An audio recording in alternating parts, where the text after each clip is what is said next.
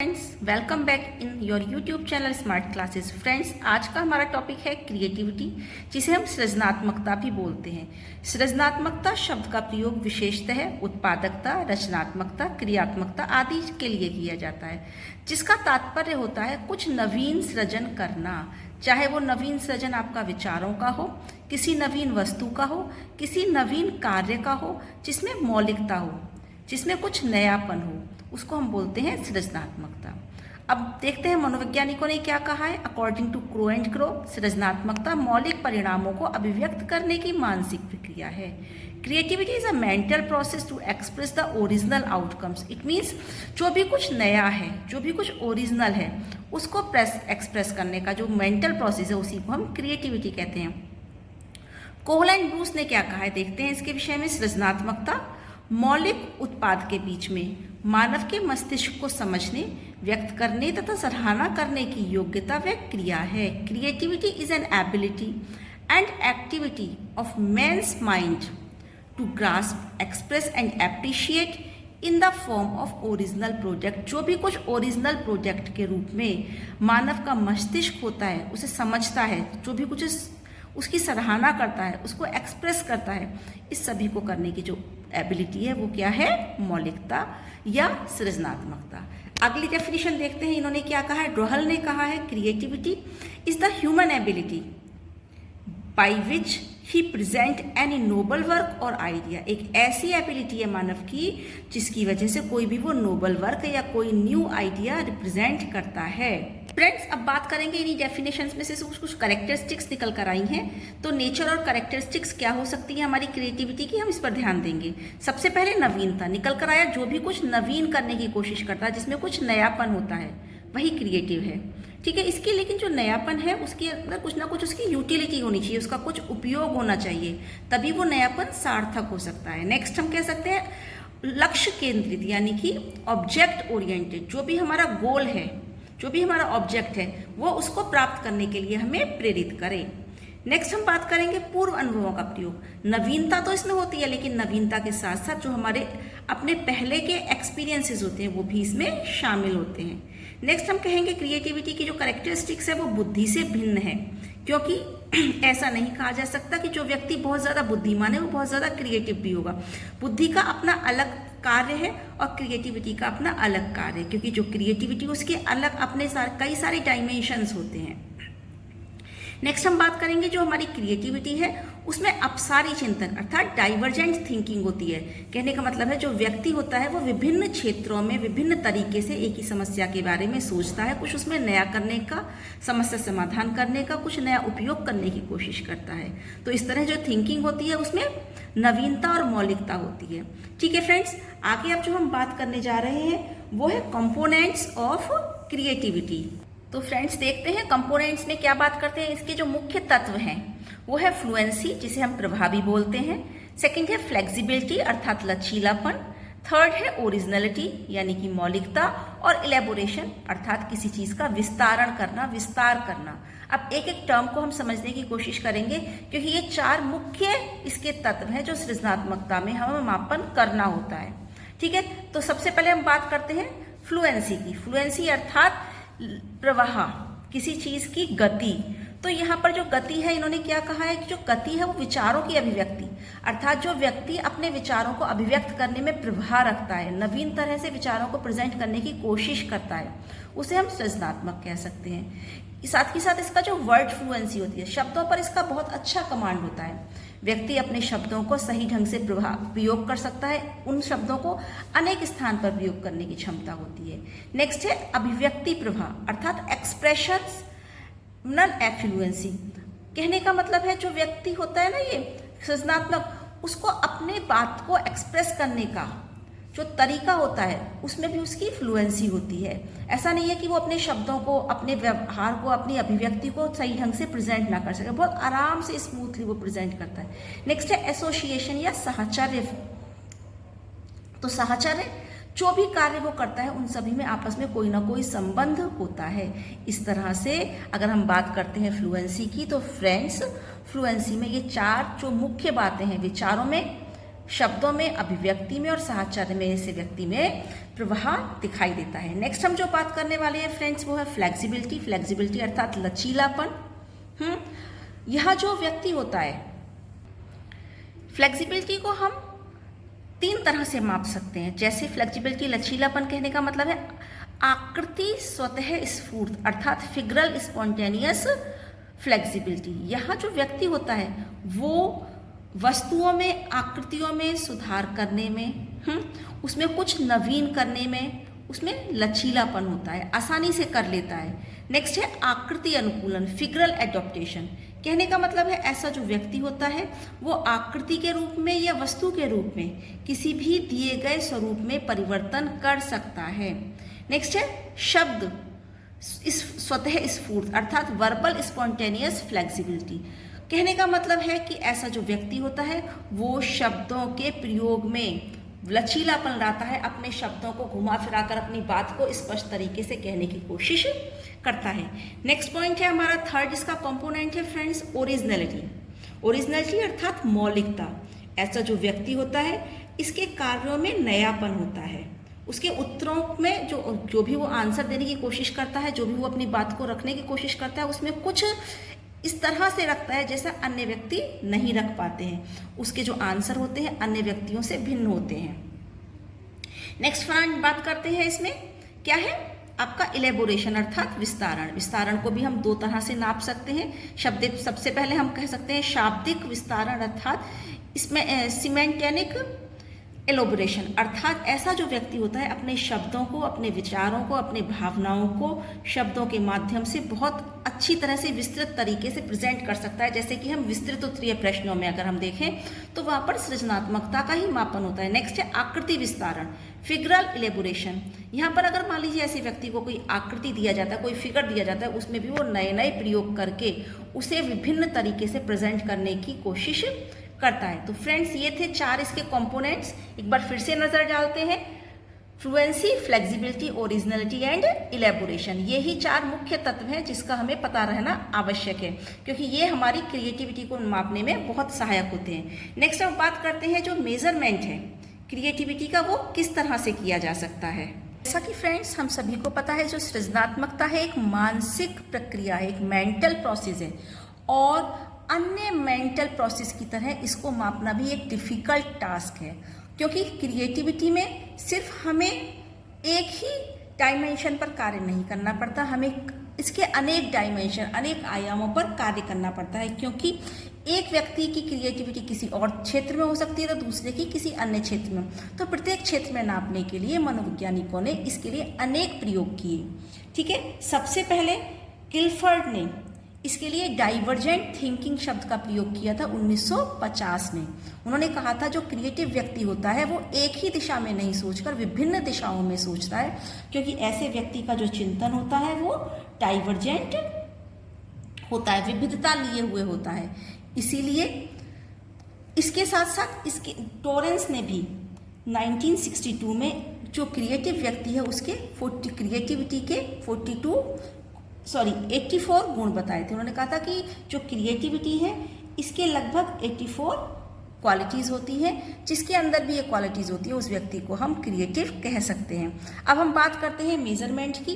तो क्रिएटिविटी को नापने के लिए अनेक मनोवैज्ञानिकों ने अनेक परीक्षण बनाए, जिसमें सबसे पहला टेस्ट हम बात करने जा रहे हैं वो कर रहे हैं गिलफर्ड व मैरीफील्ड ने मिलकर एक कॉलेज के स्टूडेंट्स पर क्रिएटिविटी टेस्ट बनाया था।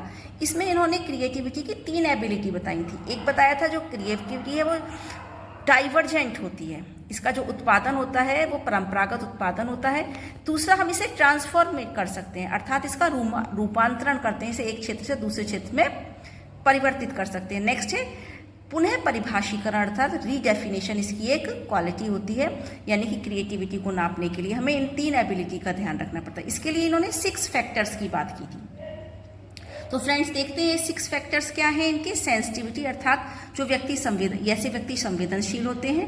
Fluency, flexibility, originality and elaboration इनमें पाया जाता है। वही 4 तत्व जो इससे पहले हमने जाने थे। और साथ के साथ इन्हें रीडेफिनेशन करने की जो होती है वो क्वालिटी इन व्यक्तियों के अंदर होती है, अर्थात ये किसी भी चीज़ की पुनः परिभाषा कर सकते हैं, उसको पुनः नवीन रूप दे सकते हैं, पुनः अपने शब्दों में उसे रिपीट कर सकते हैं। फ्रेंड्स, नेक्स्ट टेस्ट जो क्रिएटिविटी पर डेवलप किया गया था वो मिनेसोटा सृजनात्मक चिंतन परीक्षण के नाम से जाना जाता है। इसे टोरेंस महोदय ने बनाया था, इसलिए टोरेंस टेस्ट ऑफ क्रिएटिविटी अर्थात TTCT के नाम से भी जाना जाता है। इन्होंने ये जो टेस्ट था 1956 से 1958 के बीच में बनाया था।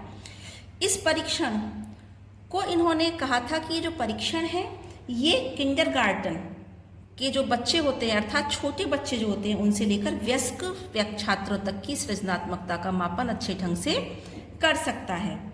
इस परीक्षण की जांच के लिए इन्होंने इसको दो तरह से डिवाइड किया था। आप देख रहे हैं, एक वर्बल टेस्ट और एक फिगरल टेस्ट, या हम नॉन वर्बल टेस्ट भी इसे बोल सकते हैं। वर्बल टेस्ट में चित्र को देखकर, पहला जो टेस्ट इन्होंने रखा था उसमें दो टेस्ट रखे थे। पहला चित्र को देखकर प्रश्न करना, अर्थात यह व्यक्ति को या बच्चे को एक चित्र दिखाया जाता है, वह उसको देखता है और उसको देखने के बाद उससे पूछा जाता है कि आप इस चित्र में किन किन कारणों के, ये जो चित्र है ये किस तरह से बना हुआ है, आपको इसमें क्या दिखाई दे रहा है, इसमें आप कैसे कर सकते हैं, इसे आप किस तरह से सुधार सकते हैं।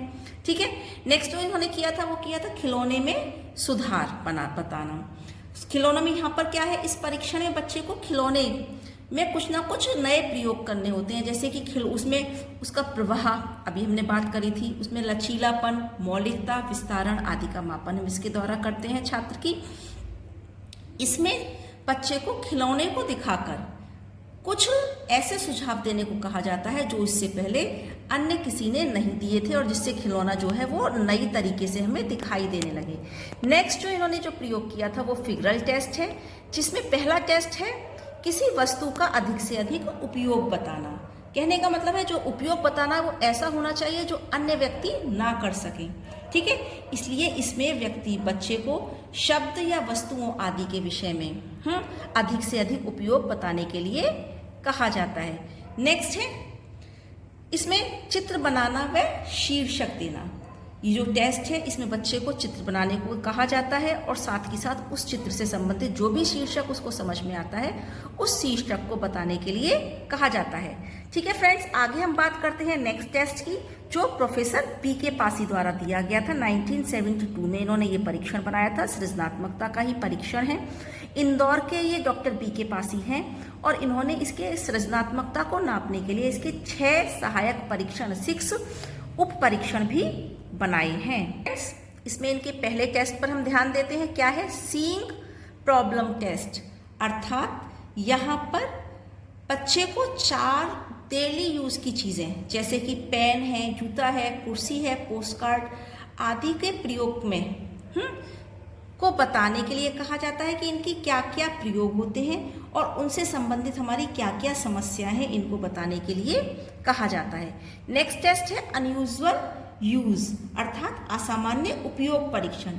इसमें बच्चे व्यक्ति को जिस पर हमें टेस्ट कंडक्ट करना है उसको 2 वस्तुएं जैसे कपड़ा का टुकड़ा या बोतल का प्रयोग आदि का प्रयोग करके अधिक से अधिक हमें उनके यूज बताने के लिए, उसके अधिक से अधिक उपयोग बताने के लिए कहा जाता है।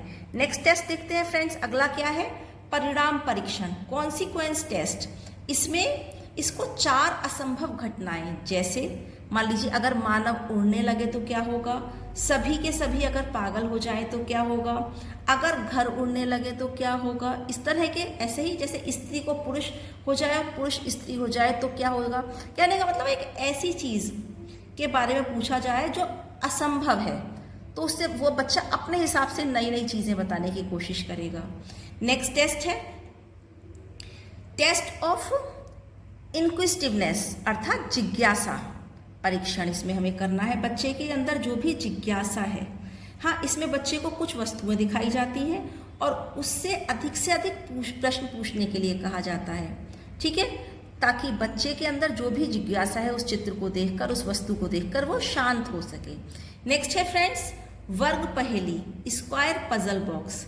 इस परीक्षण में 5 त्रिभुजाकार और 5 चतुर्भुजाकार अर्थात ट्रायंगल और आपके स्क्वायर जो प्लास्टिक के टुकड़े दिए जाते हैं और उन्हें व्यक्ति को वर्ग के रूप में व्यवस्थित करना होता है। उन जो बॉक्स होते हैं, ट्रायंगल्स होते हैं, स्क्वायर्स होते हैं, उन्हें व्यक्ति को सेट करना होता है। तो वो जितने अच्छे ढंग से सेट करेगा उतनी ही अच्छी उसकी क्रिएटिविटी का पता चलता है।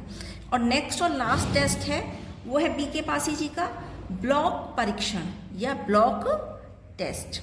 इसमें क्या करना होता है, इसमें जो 19 क्यूब्स होते हैं और इसमें 12 उसके सेमी क्यूब्स होते हैं, ठीक है। तो 19 आपके घन होते हैं और 12 अर्ध घन होते हैं। उनको देखकर उनसे विभिन्न आकृति बनाने के लिए कहा जाता है, साथ ही साथ उस आकृति का शीर्षक देने के लिए भी बच्चे से कहा जाता है। तो फ्रेंड्स, ये थे हमारे डॉक्टर बीके पासी इंदौर के, जिन्होंने 6 इसके सब टेस्ट बताई है क्रिएटिविटी का मापन करने के लिए। अगला जो हम टेस्ट करने जा रहे हैं फ्रेंड्स, बहुत इंटरेस्टिंग है, Baqar Mehndi's test of creativity. Friends, Baqar Mehndi sir ने जो सर थे, इन्होंने जो टेस्ट किया था वो 1973 में किया था क्रिएटिविटी को मापन करने के लिए। तो इन्होंने इस टेस्ट को 2 भागों में डिवाइड किया, वर्बल टेस्ट और फिगरल टेस्ट। वर्बल टेस्ट के अंदर इन्होंने 4 टेस्ट रखे थे, जिसमें पहला टेस्ट है इनका कॉन्सिक्वेंस टेस्ट, अर्थात उसी तरह का टेस्ट था जो अभी हमने पहले पढ़ा है कि परिणाम सोचना है हमें।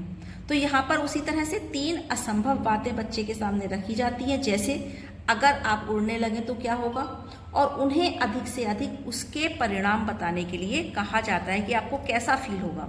नेक्स्ट टेस्ट है unusual use test. Unusual use यानी कि ऐसी वस्तुएं जो यूज नहीं हो सकती, उनका आपको यूज बताना है, ठीक है। जैसे पत्थर का टुकड़ा, इसका क्या प्रयोग कर सकते हैं, लकड़ी की छड़ का कैसे प्रयोग कर सकते हैं, पानी है उसको किस तरह से आप अलग तरीके से प्रयोग कर सकते हैं। नेक्स्ट फ्रेंड जो हम बात करने जा रहे हैं वो है न्यू रिलेशनशिप टेस्ट। फ्रेंड्स, इस टेस्ट में हमें क्या करना होता है कि शब्द जो होते हैं उसके 3 पेयर्स दिए हुए होते हैं और बच्चे को उन पेयर्स के बारे में बताना होता है, जैसे पेड़ व मकान, कुर्सी व सीढ़ी, हवा व पानी। हाँ, इनमें से उससे संबंध, उनके आपस के क्या रिलेशनशिप हो सकते हैं, उनको बच्चे को एक्सप्लेन करना होता है। नेक्स्ट अगला जो इनका टेस्ट है वो प्रोडक्ट इम्प्रूवमेंट है, अर्थात वस्तुओं को और अच्छा इम्प्रूव करना या मनोरंजन को बनाना। इसके लिए इन्होंने कहा था कि इनको बच्चों को खिलौने दिए जाते हैं, उस खिलौने को उसे और अच्छे तरीके से सुंदर सजा के तैयार करना होता है ताकि उसका यूज़ अलग स्पेशल दिखाई दे सके।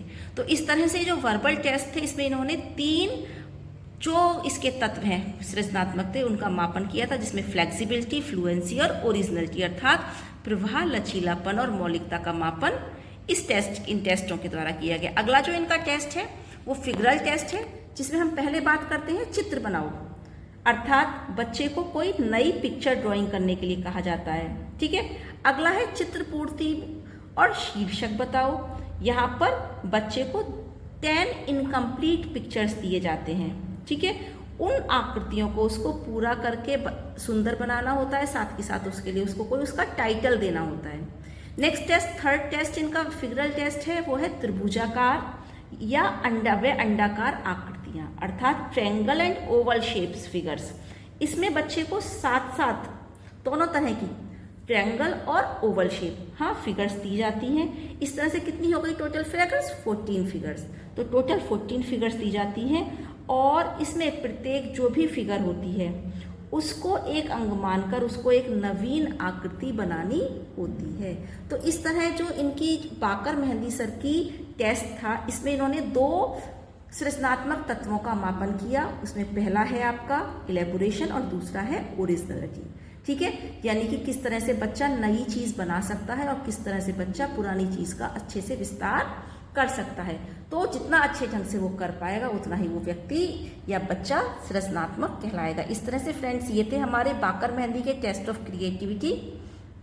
आई होप आपको समझ में आ गए होंगे और ये एग्जाम्स के पॉइंट ऑफ व्यू से, क्योंकि आपके एग्जाम्स बहुत ही करीब हैं, बहुत इंपॉर्टेंट है, इस प्रश्न को किसी भी तरह